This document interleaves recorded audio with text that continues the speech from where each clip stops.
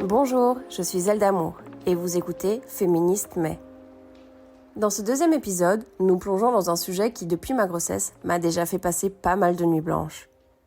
Comment élever mon fils dans une perspective féministe et égalitaire ? C'est sûr qu'on a fait quelques progrès vers une compréhension plus profonde de l'importance de l'égalité des sexes. Mais bon, les vieux stéréotypes de genre sont toujours là, et ça influence encore comment dans notre société on élève les enfants. Moi, j'ai un bébé assigné garçon à la naissance, qui a un peu plus d'1 an.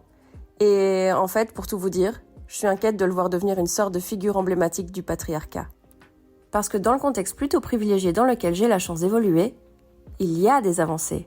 On nous encourage d'ailleurs de plus en plus à éduquer nos filles comme nos fils. Mais l'inverse, en fait, c'est quand même rarement le cas. C'est un sujet que j'ai décidé d'aborder avec ma collègue Marie. Nous nous sommes installés confortablement dans son bureau, où elle me présente un album jeunesse de sa grande collection. Je peux fouiller longtemps. C'était pas celui-là. Il y a plein de petits albums jeunesse qui déconstruisent et qui montrent aussi bien aux filles et aux garçons qu'ils ont le droit d'exister. Marie a 38 ans, est mère de 3 enfants, dont 2 fils âgés de 3 et 8 ans. Elle est mariée à un homme cisgenre et est enseignante dans une école primaire. Comme moi, elle réfléchit beaucoup à l'éducation de ses enfants dans notre société patriarcale. À la base, j'essaie de faire très très attention. Et puis finalement, les enfants sont différents, donc il y a quand même beaucoup de choses qui se jouent sans qu'on s'en rende compte, mais qu'on n'a pas conscience de faire. On essaye de les éduquer de la même manière. Je fais attention à ne pas dire des choses genrées à l'un ou à l'autre. Et même parfois, je surjoue en disant plus les émotions à mes garçons et à ma fille. Donc j'essaie de contrer, mais parfois ça devient des trucs ridicules parce que j'essaie tellement de lutter contre ces stéréotypes que je les traite parfois... je suis parfois pas naturelle dans ce que je fais. Je pense que je parle pas de la même manière à mes 2 fils. J'ai un grand-fils qui a presque 9 ans et le petit qui a 3 ans. Et ils sont complètement différents. Donc le premier...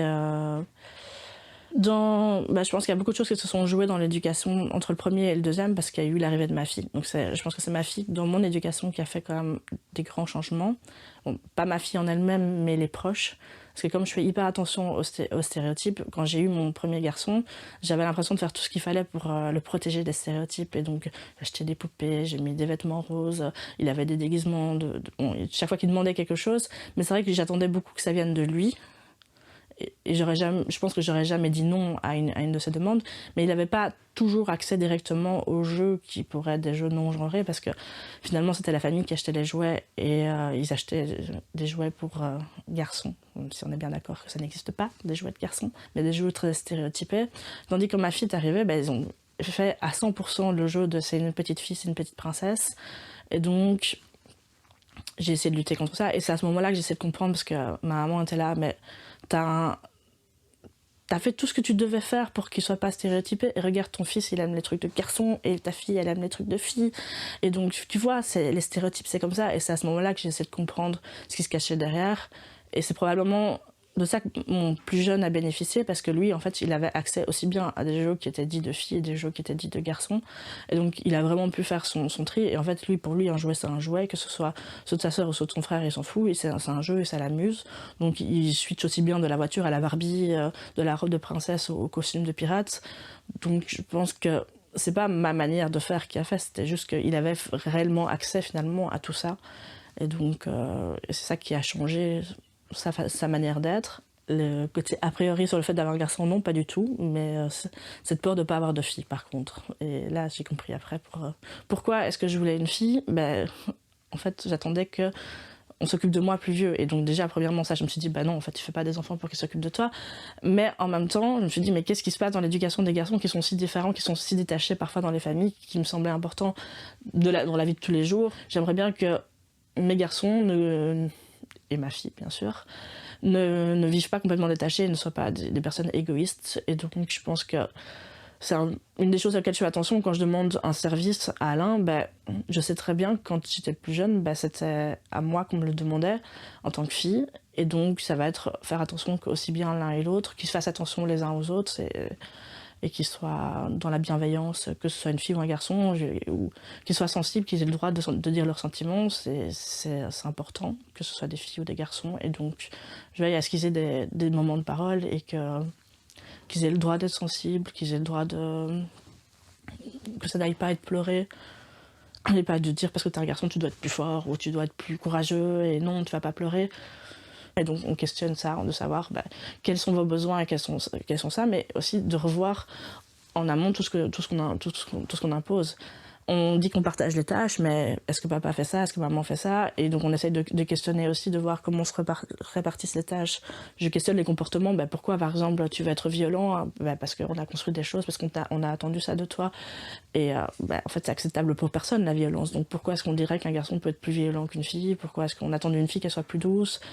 Et parfois aussi dans les jouets de ma fille, je lui fais questionner pourquoi est-ce qu'elle aime ça plutôt qu'un autre et qu'est-ce que ça lui apporte et pourquoi elle joue pas avec un autre jouet. Et puis alors là on réfléchit aussi, je leur explique que depuis qu'ils sont tout petits, ils ont été influencés avant même d'être nés, donc tout ça c'est à partir de 18 mois qu'on voit que les garçons et les filles prennent conscience de ce qu'on attend d'eux.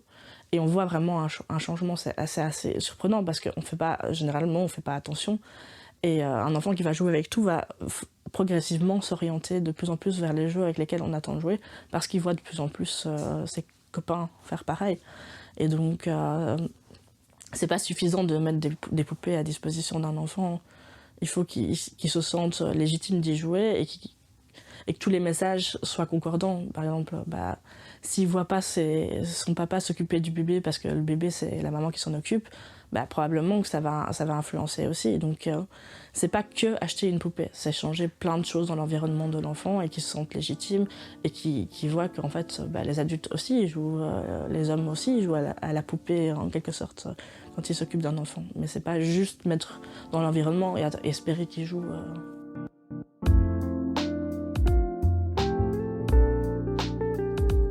Comme Marie, j'ai rêvé d'avoir une petite fille. Et comme elle, ce n'était pas simplement une préférence ou une question d'affinité. À mes yeux, ça semblait plus simple d'enseigner à une fille de lutter et de revendiquer ses droits que d'éduquer un garçon de manière à ce qu'il n'adopte pas un comportement oppressif. Comme l'a très justement écrit Thomas Messias pour Slate, j'ai toujours eu cette envie que mes enfants soient des filles plutôt que des garçons, parce qu'aider David à tenter de terrasser Goliath semblait plus faisable qu'empêcher Goliath de devenir un monstre incontrôlable. Et me voilà, avec ma tête remplie de questions. Comment éduquer mon fils de manière non sexiste quand dans notre société, le neutre est le masculin? Comment réduire l'écart sans créer un nouveau carcan? En fait, ça va être difficile pour moi d'empêcher mon enfant d'observer et d'être influencé par les normes sociales de notre société patriarcale. Dès leur plus jeune âge, les enfants commencent à absorber les nuances subtiles des attentes de genre et de rôle qui leur sont attribués dans la société. C'est comme s'ils avaient une petite antenne radar pour détecter les signaux culturels sur ce qui est considéré comme pour les garçons ou pour les filles, sans même avoir connaissance des organes sexuels. C'est un peu ce que dit Marie en évoquant les études qui ont démontré que dès l'âge de 18 mois, les bébés commencent à manifester une sensibilité à la répartition des rôles selon le genre. Ce qui nous renvoie un peu au premier épisode de ce podcast où j'explique que pour moi, il est compliqué d'éviter les rapports de domination dans un couple hétéro. Parce que, dans une société patriarcale où le couple est influencé par les normes sociales, le petit Léon comprendra vite que papa et maman n'ont pas les mêmes tâches attribuées.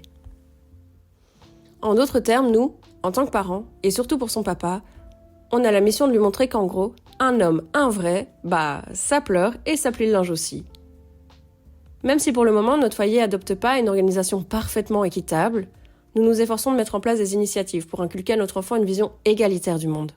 Nous voulons lui faire comprendre que, pour que la société fonctionne harmonieusement, chacun doit contribuer aux tâches indépendamment de son genre. D'ailleurs, lors de nos séances de pliage de linge en famille, nous avons déjà eu le plaisir d'observer Léon prendre un vêtement à son tour et essayer maladroitement de le plier, avec toute la bonne volonté que peut avoir un bébé d'à peine plus d'1 an. On ne peut pas toujours contrôler les messages que la société envoie à nos enfants, ni même ceux qu'on leur envoie avec toutes nos propres contradictions. Mais, en encourageant la pensée critique et en fournissant un espace sûr pour discuter des questions sociales, nous pouvons les aider à observer le monde au-delà de ces clichés. En cherchant à être le meilleur exemple possible, nous pouvons les doter de la capacité d'évoluer avec discernement.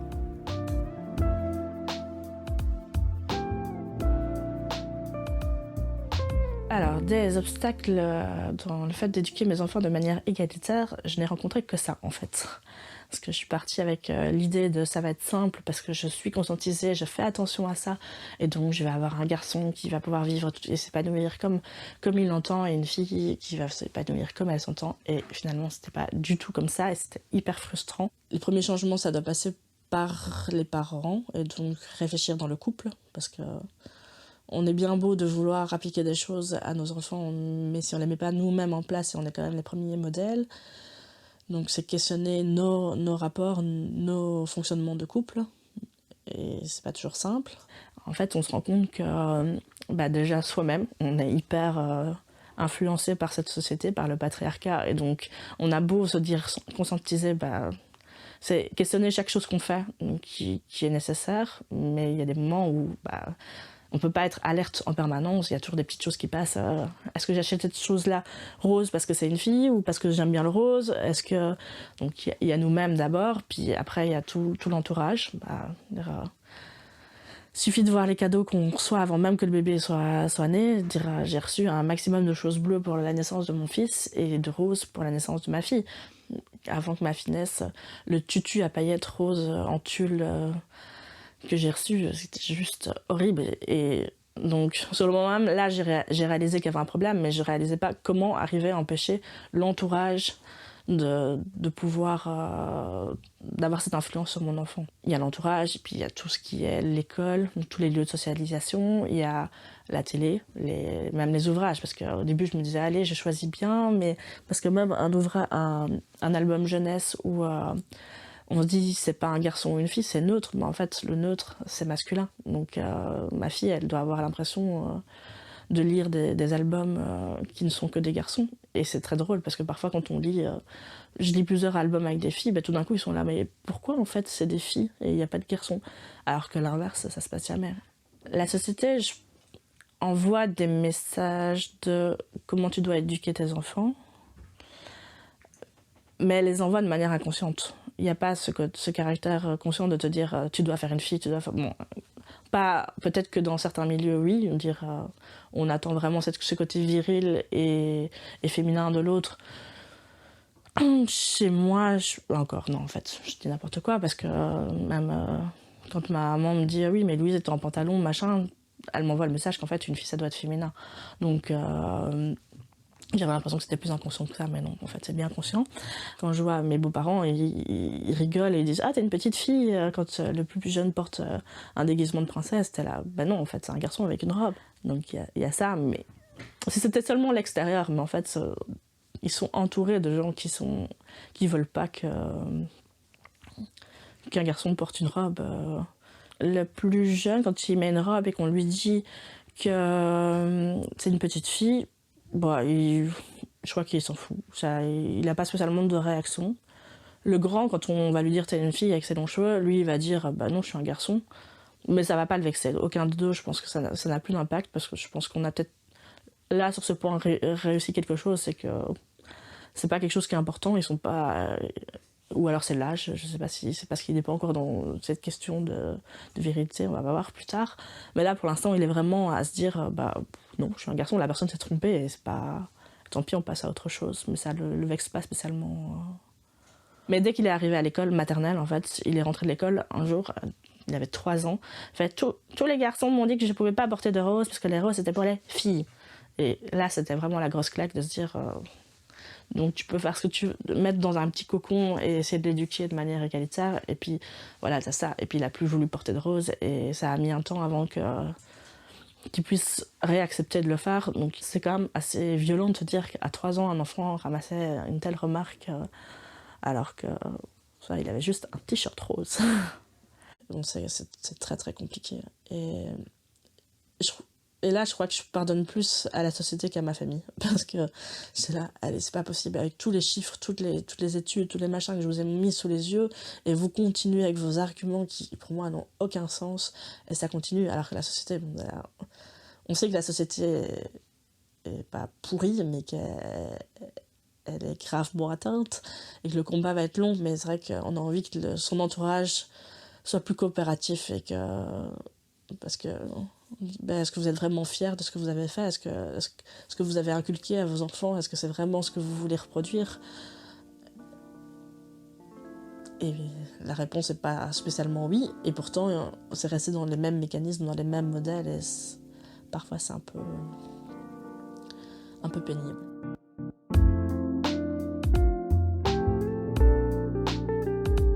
Dans les années 70, le mouvement féministe avait atteint sa deuxième vague.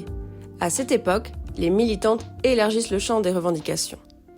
Elles ont notamment inclus l'égalité salariale, l'accès à la contraception, au droit à l'avortement et la liberté sexuelle.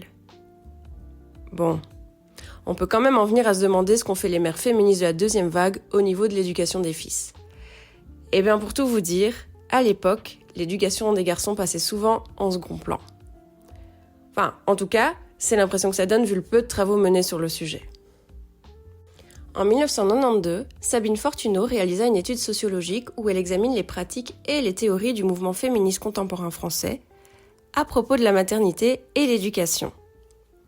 La sociologue utilisa des journaux du mouvement et des témoignages des militantes pour montrer que l'éducation des garçons n'était pas vraiment au centre des préoccupations féministes à l'époque. Elle explique ce silence à cause du statut social des militantes, du manque de transmission entre les générations de féministes et de ce besoin urgent des femmes d'être libres tout de suite. Bon, en gros, ces mères n'ont pas bouleversé complètement l'éducation, mais elles ont tout de même initié des évolutions. Les modèles traditionnels du patriarcat n'ont pas tous été jetés aux oubliettes, mais des pratiques pédagogiques novatrices ont émergé, comme encourager l'autonomie et impliquer les enfants dans les tâches domestiques.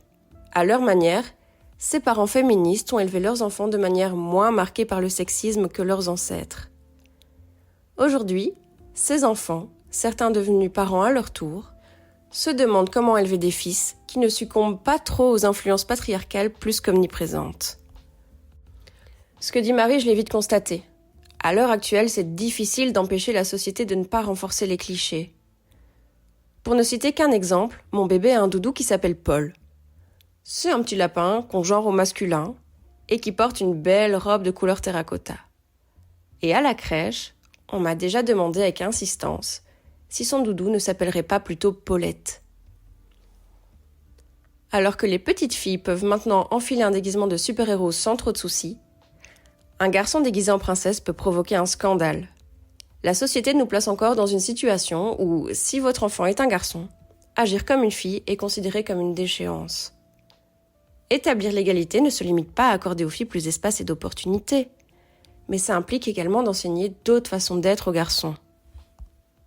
Si nous continuons à encourager filles et garçons à adopter un comportement conforme au modèle masculin dominant, ça pourrait entraîner une augmentation des comportements et des attitudes agressives, sur le plan individuel et collectif. Les relations interpersonnelles pourraient devenir plus compétitives et transactionnelles, au détriment de la coopération, de l'empathie et de la compassion. Nous entamons maintenant une partie du podcast qui aborde un sujet sensible, les violences sexuelles. Si vous préférez éviter cette thématique, je vous conseille de mettre fin à l'écoute à ce stade. Et si vous voulez en savoir plus sur les sujets abordés précédemment, vous pouvez consulter notre site internet via le lien dans la description. Et n'hésitez pas à faire part de vos retours. Merci beaucoup.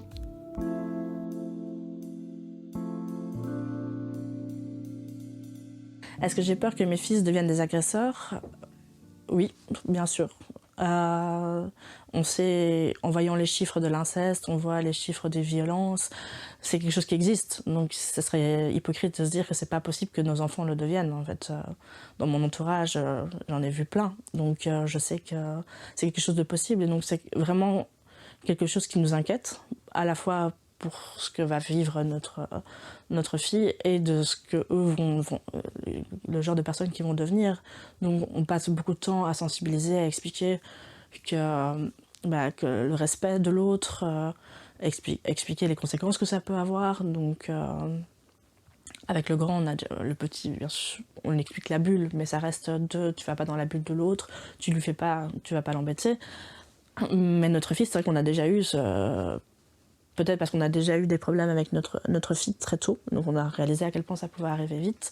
Elle a été chez des amis et elle est revenue en disant « Le frère de ma copine m'a touché les parties intimes ». Et donc on savait qu'on pouvait avoir ce genre de problème. Donc on y faisait déjà attention. On avait déjà ces craintes-là, mais c'est vrai qu'on a redoublé d'attention dans les comportements de notre fils, du plus grand, en réinsistant sur ce qui était acceptable, ce qui n'était pas acceptable, de dire qu'en fait... oui, il y a des moments où la sexualité, on va découvrir, mais que ça doit se faire dans le consentement et que c'est très compliqué de l'expliquer à un enfant, mais qu'il doit toujours écouter l'autre et qu'un non, c'est un non et qu'il y a pas on va pas toucher les parties des autres s'il n'y a pas d'accord. Mais c'est compliqué d'expliquer que oui, la sexualité, c'est pouvoir se toucher, mais qu'il y a un respect et qu'il faut comprendre aussi que quand on a cet âge-là, il n'y a pas vraiment de compréhension sur ce qu'il y a derrière. Donc un jeu peut mal tourner, mais ça va avoir des conséquences sur le long terme. Donc c'est vraiment travailler sur ça, mais c'est compliqué. Mais c'est des conversations qu'on voulait absolument avoir avec lui et qu'on continue à avoir en réexpliquant... Mais c'est toujours une crainte qu'on a. On se dit toujours, quand on laisse partir notre enfant, qu'est-ce qu'il peut faire ? Et c'est horrible de voir son enfant comme un potentiel violeur ou un potentiel agresseur. Mais est-ce qu'en fermant les yeux, on va aider la société ? Est-ce qu'on va aider notre enfant ? Donc c'est assez dichotomique de se dire, à la fois, un des êtres que j'aime le plus au monde peut devenir un être dangereux et avoir des conséquences désastreuses sur d'autres personnes. Donc... on le fait, mais c'est pas toujours simple d'avoir trouvé le juste milieu sans dire à ton enfant en fait, tu vas potentiellement devenir un monstre, on veut tout faire pour que tu ne deviennes pas. Et alors c'est important pour moi et je pense que c'est encore un combat plus important pour mon mari parce que lui c'est vraiment un de ses défis qui s'est mis et il en parle souvent avec Adrien et donc il essaye de le sensibiliser à ça pour qu'on espère qu'il n'y ait pas ce genre de problème. Mais est-ce qu'on fait bien ? Est-ce qu'on sait assez de choses ? Est-ce qu'on sait comment le faire ? Je veux dire, autant pour les questions de genre, les jouets, les machins, on sait s'enseigner. C'est vrai qu'il n'y a pas vraiment de manuel sur comment faire que ton enfant ne devienne pas un potentiel agresseur ou un potentiel violeur. Donc c'est compliqué de savoir quel est le protocole à mettre en place dans ce genre de situation. La façon d'aborder le consentement avec un garçon ou une fille, je pourrais dire qu'elle est la même, mais je pense qu'inconsciemment, il y a quand même d'autres messages qui passent. On dit, moi, à ma fille, tu vas devenir une potentielle violeuse, alors qu'en soi, c'est possible. Mais je pense qu'on a quand même cette vision des choses qui dit qu'il y en a deux qui risquent plus d'être des agresseurs qu'elle. Donc, je pense qu'il y a quand même des différences à ce niveau-là, même si pour l'instant, quand on explique, c'est vrai, c'est souvent autour de la bulle. C'est ce que les instituteurs et institutrices expliquent beaucoup aussi aux enfants, c'est que t'as ta bulle, il faut respecter, chacun a des limites, c'est la bulle de l'un a des tailles différentes, et donc le consentement, il passe par le respect de cette bulle aussi, de bien écouter l'autre, et qu'un oui c'est un oui, et un non c'est un non, et qu'il n'y a pas de négociation sur ce genre de choses. Là, pour l'instant, ce qu'on essaie, c'est de leur donner les outils pour être bien dans leur peau, et essayer de voir que en fait, les autres, on peut les gérer d'une manière ou d'une autre. Dire je mets pas de robe à mon fils parce que peut-être après en secondaire il va se faire harceler, c'était conditionné trop ce qu'il était, donc c'est vrai qu'on a mis ces peurs de côté pour essayer de te dire on verra, on avance petit à petit, si on doit faire des marches arrière on fera marche arrière, on verra comment ça se passe, on adaptera. Est-ce que apprendre à un enfant tu peux pas être toi parce que tu pourrais avoir des problèmes, c'est un peu triste aussi de se dire ça, donc mais peut-être qu'on a tort après à peut-être avoir une vie plus compliquée à cause de nous et on nous le répète assez souvent, mais pour l'instant ils ont l'air d'être épanouis et c'est difficile de dire qu'on a mal fait parce qu'ils sont bien comme ils sont et voilà.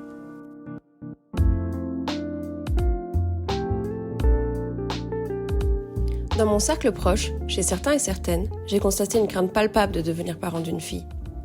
Cette inquiétude est entièrement légitime, étant donné notre culture où nos filles risquent d'être victimes d'insultes dans la rue, tout simplement parce qu'elles portent des vêtements jugés trop courts, sans même que l'on se demande si ce sont nos propres fils qui profèrent ces insultes.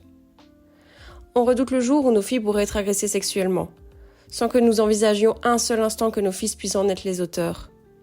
Pourtant, comme le dit Aurélia Blanc dans son livre « Tu seras un homme féministe, mon fils », ce ne sont pas les victimes, et encore moins leur tenue, qui provoque le viol.